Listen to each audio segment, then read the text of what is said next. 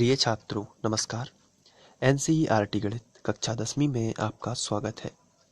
आज हम लोग प्रश्नावली 12.1 का प्रश्न क्रमांक 4 हल करेंगे। तो आइए सबसे पहले प्रश्न पढ़ लेते हैं। इसमें दिया गया है, किसी कार के प्रत्येक पहिए का व्यास 80 सेंटीमीटर है।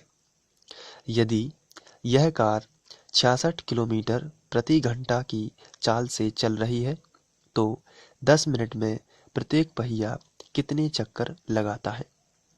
तो सबसे पहले यहाँ पर हमें जो दिया गया है हम वहीं से स्टार्ट करते हैं। इसमें दिया गया है किसी कार के प्रत्येक पहिए का व्यास 80 सेंटीमीटर है। तो हम ये लिख लेते हैं कि कार का प्रत्येक पहिए या किसी कार के प्रत्येक पहिए का व्यास बराबर 80 सेंटीमीटर। तो हमने लिखा 80 सेंटीमीटर। इसके बाद अब आगे ध्यान से देखना है। यहाँ पर दिया गया है, यदि यह कार 66 किलोमीटर प्रति घंटा की चाल से चल रही है तो 10 मिनट में प्रत्येक पहिया कितने चक्कर लगाता है। तो सबसे पहले इसमें ध्यान ये देना है, यहाँ पर पूछा गया है कि 10 मिनट में कितने चक्कर लगाएगा, लेकिन दिया गया है घंटा में और पूछा गया है मिनट में। दूसरी बात, यहाँ पे हमें व्यास तो दिया गया है सेंटीमीटर में, लेकिन ये जो दूरी है ये किलोमीटर में दी गई है। तो इससे आपको एग्जाम में ये अंदाज लगाना है कि हमें समय मिनट में दिया गया है, यहाँ पे 10 मिनट में चक्रों की संख्या पूछी गई है और जो व्यास दिया गया है वो सेंटीमीटर में दिया गया है। तो ये अलग से हमें किलोमीटर प्रति घंटा क्यों दिया। तो इसको हमें सेंटीमीटर प्रति मिनट बनाना होगा, क्योंकि किलोमीटर को हम सबसे छोटी राशि जो हमें दी गई है वो सेंटीमीटर है, तो किलोमीटर को हमें सेंटीमीटर में बदलना है और घंटा जो है उसको मिनट में बदलना है।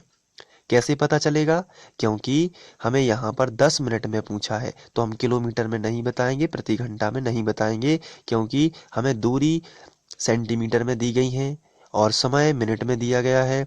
तो ये अलग से जो दिया गया है इसको ही हम बदल देंगे। तो यहाँ पर जो चाल दी गई है ये 66 किलोमीटर प्रति घंटा है, इसको हम बदल के करेंगे सेंटीमीटर प्रति मिनट में। तो उसको धीरे धीरे करेंगे, लेकिन सबसे पहले तो हमें व्यास दिया गया था, तो व्यास से हम त्रिज्या निकाल लेते हैं, पहिए की त्रिज्या कितनी होगी। तो आप सभी जानते हैं कि त्रिज्या व्यास व्यास की आधी होती है, इसलिए हम लिखेंगे पहिए की त्रिज्या, और पहिए की त्रिज्या होगी 40 सेंटीमीटर। तो ये हो जाती है पहिए की त्रिज्या। तो पहिए का व्यास है तो हमने त्रिज्या निकाली। जब हमने त्रिज्या निकाल ली है तो हम परिधि निकालेंगे। अब आप ये सोचेंगे कि परिधि ही क्यों निकालेंगे। तो जब ये जो टायर है वो सड़क पर चलेगा तो वो चक्कर लगाएगा, और जब सड़क पर चलेगा तो उसका क्षेत्रफल संपर्क में नहीं होगा, बार बार वो जो टायर है उसकी परिधि जो है वो संपर्क में होगी। आइए चित्र के माध्यम से थोड़ा देख लेते हैं। यदि ये किसी कार का पहिया है तो जब ये चलेगा तो आप सभी जानते हैं कि परिधि, ये वाली जो लाइन आपको दिख रही है, अंदर का क्षेत्रफल, अंदर का जो भाग है ये क्षेत्रफल कहलाता है। लेकिन ये जो आपको लाइन दिख रही है ये वाली, ये पूरी जो मैंने नीले कलर से बनाई हुई है आप देख सकते हैं, ये पूरी परिधि है। अगर ये जब ये पहिया चलेगा सड़क पर तो ये परिधि जो है सड़क के संपर्क में आएगी। तो अगर ये यहाँ से मान के चलिए, ये पूरा चक्कर लगाने के बाद यहाँ तक की दूरी, जब ये मान के चलिए ये इस पॉइंट को लेते हैं, जब ये पहिया आगे चलेगा तो ये पॉइंट वापस ऐसे जाएगा ऐसे जाएगा ऐसे जाएगा, और इस पॉइंट पे हो सकता है कि जब पहिया यहाँ पे आए तो ये पॉइंट जो अभी मिल रहा है ये इस सड़क को इस पॉइंट पे मिले। तो ऐसी स्थिति में हम कहेंगे पहिया एक चक्कर लगा चुका है। तो जब पहिया एक चक्कर लगाएगा तो उसकी जो दूरी होगी वो परिधि के बराबर होगी। तो यही आपको समझना है कि ये दूरी परिधि के बराबर कब होगी, जब पहिया एक चक्कर लगा लेता है तो वो परिधि बन जाती है। इसलिए हमें यहाँ पे परिधि निकालना जरूरी है, और परिधि के लिए हमें त्रिज्या ही चाहिए होती है, क्योंकि वृत्त की परिधि 2πr होती है। तो हमें त्रिज्या पता है, इसको हम r से दर्शा ही देते हैं। तो त्रिज्या r बराबर 40 है, इसलिए पहिए की परिधि हम यहाँ पे लिखेंगे पहिए की परिधि। तो हमने लिखा पहिए की परिधि, और पहिए की परिधि बराबर वृत्त की परिधि, क्योंकि वृत्त की पहिए उसके बराबर होगी, और वृत्त की परिधि होती है 2πr, तो हम यहाँ पे लिखेंगे 2πr। और 2πr के लिए 2 और पाई का मान 22/7 गुणित r का मान होगा 40, तो हमने रखा 40।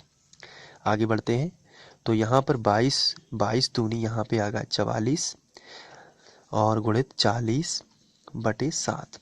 तो चलिए 44 गुणित 40 कर लेते हैं। तो इसका गुणा करना बहुत ही सिंपल है, 4 का गुणा कर लीजिए, 0 बाद में रख देना। तो 4 चौके 16, 16 की 6 हासिल आ जाएगी 1, 4 चौके 16 और 1 17 है, और ये 0 हमने बाद में रख दिया, तो हो गया गुणा, बटे में आएगा 7। अब इसको हम कैंसिल नहीं करेंगे क्योंकि हो सकता है आगे कैंसिल हो, और परिधि है इसलिए सेंटीमीटर में आएगी, तो हम इसको लिखेंगे सेंटीमीटर। ये परिधि आ चुकी है। तो ये वृत्त की परिधि सबसे पहले निकालना है। जैसे ही क्वेश्चन में आपको व्यास दिया जाए तो व्यास का आधा करोगे आप, त्रिज्या निकालोगे और उसके बाद आप वृत्त की परिधि निकाल दोगे। ये तो आपको समझ में आ गया होगा। इसके बाद यहाँ पे दी गई है चाल, ये आप देख सकते हैं, आपको दी गई है चाल 66 किलोमीटर प्रति घंटा। तो इसको बदलना किस में है, मिनट और सेंटीमीटर में। तो आइए बदलते हैं। सबसे पहले जो चाल हमें दी गई है हम वो लिख लेते हैं। तो सबसे पहले हम इसे मीटर में बदल लेते हैं। तो मीटर में बदलने का तरीका ये है, किलो शब्द है उसकी जगह पर 1000 आ जाएगा, तो 66 और इसकी जगह पर कितना आ गया 1000। तो क्योंकि मीटर और किलोमीटर में 1000 का फर्क होता है तो हमने यहाँ पे गुणित कर दिया 1000। इसके बाद प्रति यानी कि होता है बटे, तो हमने किया बटे, और इसके बाद घंटा को मिनट में बदलना है, इसलिए 60 मिनट का 1 घंटा होता है, आप सभी जानते हैं। तो ये हो गया बटे 60। अब ये बदल जाएगा, किस में आएगा, मीटर प्रति मिनट। अभी ये क्या है, मीटर प्रति मिनट हुआ है, अभी ये सेंटीमीटर नहीं हुआ है, अभी केवल मीटर प्रति मिनट हुआ है। तो इसको जब हम कैंसिल करेंगे तो 0 से 0 कैंसिल हो जाएगा, और 6 11 66, तो 11 एकम 11 है, और ये डबल 0 ज्यों का त्यों, तो 1100 मीटर प्रति मिनट आ गया। ये 1100 मीटर प्रति मिनट क्या है, ये चाल है, लेकिन इसको सेंटीमीटर प्रति मिनट में बदलना है। तो हम लिखेंगे मीटर को सेंटीमीटर में बदलेंगे तो 100 का हो जाएगा गुणा, तो 1100 गुणित 100 कर देंगे, तो अब ये बना सेंटीमीटर। तो मीटर की जगह पर अब हम लिख सकते हैं सेंटीमीटर, और मिनट को चेंज नहीं कर रहे हैं इसलिए मिनट ज्यों का त्यों रहेगा, तो सेंटीमीटर प्रति मिनट। चूँकि हम लिख सकते हैं 1 सेंटीमीटर बराबर या 1 मीटर बराबर 100 सेंटीमीटर, तो यहाँ पे हम लिखेंगे 100 सेंटीमीटर। ये देखिए इस तरीके से आपको लिख देना है। और यहाँ पर भी आप लिख सकते हैं 1 किलोमीटर बराबर 1000 मीटर, ये आप लिख सकते हैं। चलिए अब आगे बढ़ते हैं। तो 2 शून्य और 2 शून्य, तो 11 के बाद 4 शून्य हो जाएंगे, 1 2 3 4, और आ जाएगा सेंटीमीटर प्रति मिनट। तो हम यहाँ पे लिखेंगे सेंटीमीटर प्रति मिनट। तो ये देखिए चाल को आपको कैसा कर दिया आपने, चाल को आपने सेंटीमीटर प्रति मिनट में बदल लिया, जिससे सभी के मात्रक समान हो जाते हैं। अब इसके बाद आपको चक्रों की संख्या निकालनी है। तो चक्रों की संख्या के लिए इसके पहले हमें थोड़ा सा यहाँ ध्यान देना है।